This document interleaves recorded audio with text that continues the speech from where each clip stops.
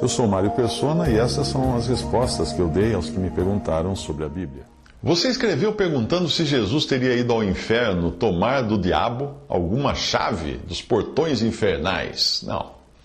Quando você mistura a Bíblia com lendas, com gibi, com ficção científica, com filmes de terror, com livros de Dan Brown, com teorias conspiratórias, o resultado é uma salada conspiratória, como essa ideia de Jesus ter que roubar a chave do inferno do diabo. Primeiro, Cristo foi direto ao paraíso assim que morreu. Sim, o seu corpo foi sepultado, e é isso que significa que ele tinha descido às partes mais baixas da terra, em Efésios 4:9, porque a gente sepulta na parte baixa da terra, não em cima da terra, não é? Segundo, o diabo não tem nenhuma chave e nem mora no inferno, sequer entrou lá, sequer conhece lá o inferno. No presente momento, Satanás circula entre o céu e a terra. E se você ler os 2 primeiros capítulos do livro de Jó, verá Satanás ali no céu numa audiência com o Senhor. Algumas versões da Bíblia confundem a pessoa, o leitor, por traduzir as palavras Geena, que é hebraico, e Hades, que é grego, e também misturando lago de fogo, indistintamente por um genérico inferno. A palavra inferno em si não tem na Bíblia. O que tem é o lago de fogo, o que tem é Hades, o que tem é Geena. Mas inferno, não tem. São coisas distintas essas palavras, elas têm significados diferentes, e o significado também depende do contexto para que elas sejam entendidas. O lago de fogo, você vê a expressão em Apocalipse 19 e 20, Apocalipse 20, versículo 10 e também versículos 14 a 15, é onde serão lançados os perdidos mortos após terem recebido de volta os seus corpos no juízo final do grande trono branco. Esse lugar, também chamado de fogo eterno, não foi preparado para os homens, e sim para Satanás e os seus anjos, como o Senhor ensinou no Evangelho. Ele disse: então dirá também aos que estiverem à sua esquerda: apartai-vos de mim, malditos, para o fogo eterno, preparado para o diabo e seus anjos. Mateus 25:41. Deus não destinou o homem para a perdição, mas este, o homem, o ser humano, caindo em pecado e não aceitando a graça salvadora que trouxe Cristo até a cruz para nos remir, será lançado sim no lago de fogo, que arde eternamente, para sempre, que nunca se apaga, e ficará ali junto com os anjos caídos. Mas agora não tem ninguém nesse lago de fogo. Está vazio o lago de fogo eterno. Os primeiros que irão inaugurar suas chamas serão a besta e o anticristo. Essa passagem está em Apocalipse. E a besta foi presa, e com ela o falso profeta, que diante dela fizeram os sinais, com que enganou os que receberam o sinal da besta e adoraram a sua imagem. Estes dois foram lançados vivos no lago de fogo que arde com enxofre. Apocalipse 19, versículo 20.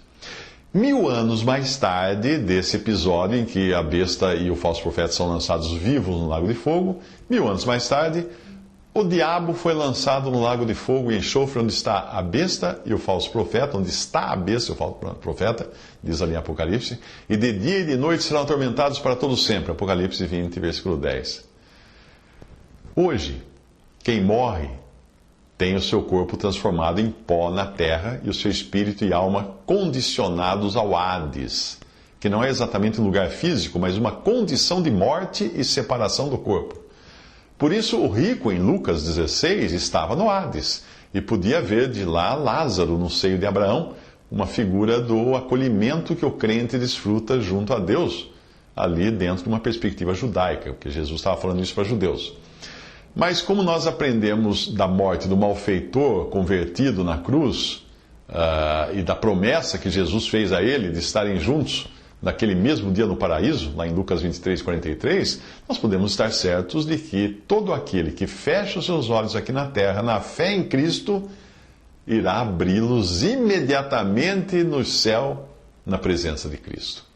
Quem morre salvo por Cristo fica ali, na presença de Cristo, aguardando a ressurreição do seu corpo, e os que morrem sem Cristo estão na condição de Hades, que é a separação do espírito e alma do corpo, aguardando receber de volta os seus corpos para serem lançados no lago de fogo no juízo final.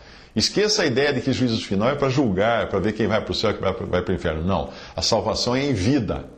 Se você já, em vida, decidiu por Cristo, crer em Cristo, você está destinado ao céu. Não vai passar por juízo nenhum. Quem ouve a minha palavra e crê naquele que me enviou tem a vida eterna, não entrará em juízo, o Senhor fala. Mas passou da morte para a vida, em João 5,24. Bom, e as chaves? E as chaves que você mencionou? Bem, quem tem as chaves de qualquer coisa tem o controle, como é o caso do carcereiro, que pode abrir ou trancar alguém na cela. Sempre foi assim, o mesmo vale para as coisas de Deus. Somente Cristo conquistou ou venceu a morte e saiu da sepultura ressuscitado, subindo ao céu glorificado. Mas ninguém até agora experimentou isso. Somente Ele pode determinar quem entra na morte e no Hades e mais tarde no lago de fogo, e somente Ele possui as chaves. Ele é quem tem autoridade sobre a morte e sobre o destino dos mortos. Mas ninguém, nem o diabo. Satanás nunca teve chave nenhuma nesse sentido. Ele próprio, Satanás, está destinado a habitar no lago de fogo, que é um lugar onde até agora ele nunca esteve, porque o lago de fogo está vazio até o presente momento. Ou você ainda tem na cabeça aquela imagem de gibi, de um diabo de rabo e chifre sentado num trono em meio às chamas e cutucando as pessoas com o seu garfo? Será que é isso que você acha do diabo? Ou talvez você tenha acreditado no Inferno de Dante, a obra de Dante Alighieri, o Inferno de Dante, um autor que conhecia as coisas eternas tanto quanto Leonardo da Vinci entendia de Santa Ceia, quando ele pintou a cena com todos sentados à moda europeia, do mesmo lado de uma mesa elevada, como se posassem para uma foto. Na Judéia, nos tempos de Jesus, as pessoas se reclinavam no chão, em torno de uma mesa baixa. É por isso que não tem nada de estranho na expressão que nós lemos, que um dos discípulos de Jesus, aquele a quem Jesus amava, estava reclinado no seio de Jesus. João 13:23. Cada um reclinava por sobre o outro que estava ao seu lado. Apocalipse deixa muito claro quem tem o poder sobre a morte e a perdição eterna. E seria ir além do que está escrito, querer sugerir que talvez no passado Jesus não tivesse esse poder e precisasse roubá-lo do diabo. Não. Ele diz assim, Jesus mesmo diz assim: eu sou o primeiro e o último, e o que vivo, e fui morto, mas eis aqui estou vivo para todo sempre. Amém. E eu tenho as chaves da morte e do inferno. Apocalipse 1, 17 a 18. Jesus não precisou lutar contra o diabo para conquistar coisa alguma, e até a obra na cruz, que aos olhos do diabo foi uma derrota para Cristo, nós sabemos que foi a vitória.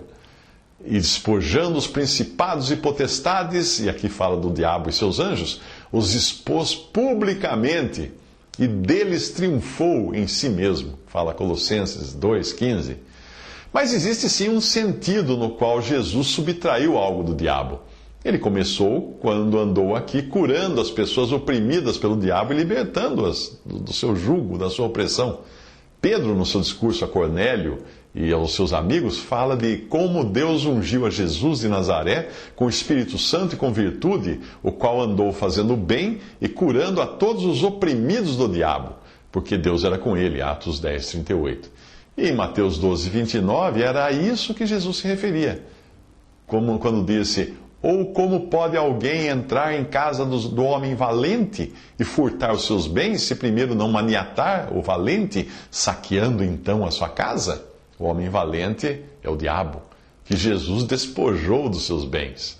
Hoje o diabo continua perdendo militantes para Jesus. É graças a Deus que os que creem podem afirmar que Ele nos libertou da potestade das trevas e nos transportou para o reino do Filho do seu amor.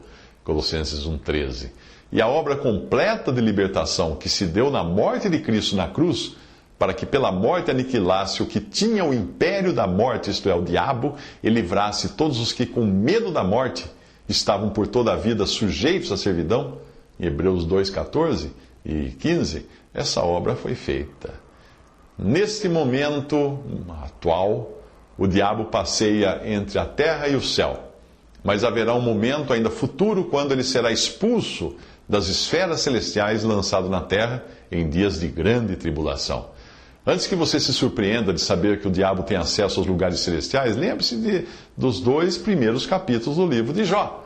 e também da exortação quanto aos verdadeiros inimigos do crente, que não são seres humanos, mas anjos caídos. O termo caído, quando falamos que o diabo é um anjo caído, não é no sentido de cair de um lugar físico, mas cair de uma posição. O que aconteceu com o diabo em tempos imemoráveis, quando ele se rebelou contra Deus.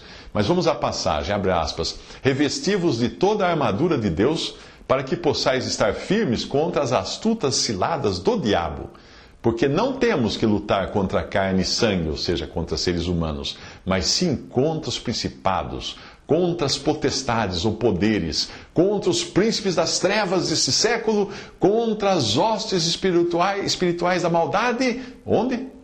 Nos lugares celestiais. Isso está em Efésios 6, de 11 a 12. Então, quando você ora, você está lutando contra essas hostes nos lugares celestiais. Porque se você estiver endereçando a sua oração ou as suas armas para o inferno, não tem ninguém lá.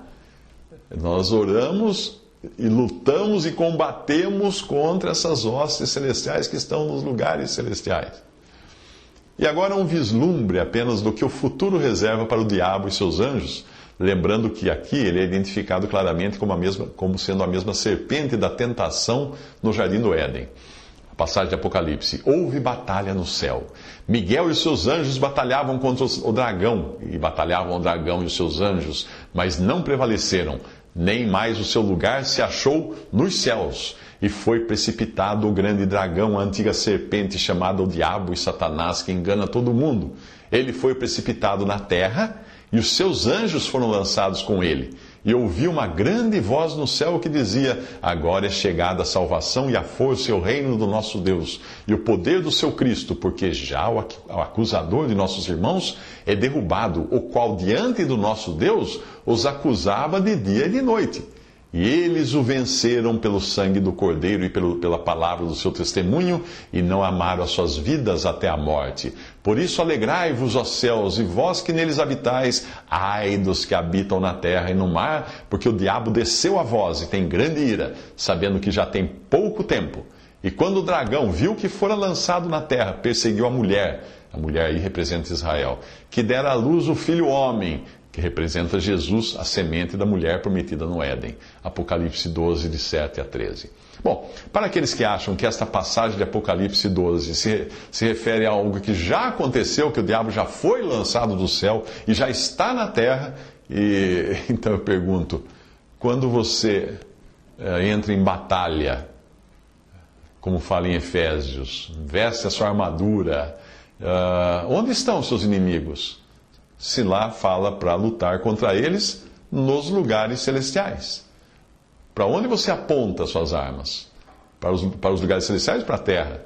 Para os lugares celestiais. E onde eles estão hoje? Onde está Satanás hoje acusando você e a mim diante de Deus? Na terra?